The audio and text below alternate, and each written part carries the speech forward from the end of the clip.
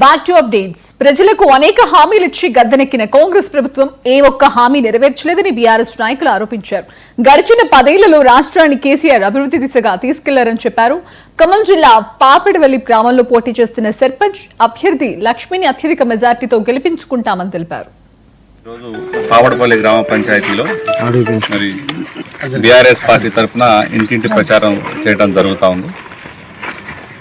ముఖ్యంగా ఇంటింటి ప్రచారంలో రైతులందరూ కూడా పెద్ద ఎత్తున ఈ ప్రభుత్వం మీద వ్యతిరేకత వ్యక్తం చేస్తూ ఉన్నారు. గత ప్రభుత్వంలో జరిగినటువంటి సంక్షేమం, గత ప్రభుత్వంలో మరి గ్రామ పంచాయతీని తీర్చిదిద్ది పల్లె ప్రకృతి వనాలు, అదేవిధంగా ప్రతి మున్సిపాలిటీలో వైకుంఠ ధామాలు, అదేవిధంగా ప్రతి రోడ్డు కూడా సీసీ రోడ్లు వేసి మరి పువ్వాడ అజయ్ కుమార్ గారి ఆధ్వర్యంలో పెద్ద ఎత్తున ఈ గ్రామాన్ని కూడా అభివృద్ధి చేసుకోవడం జరిగింది.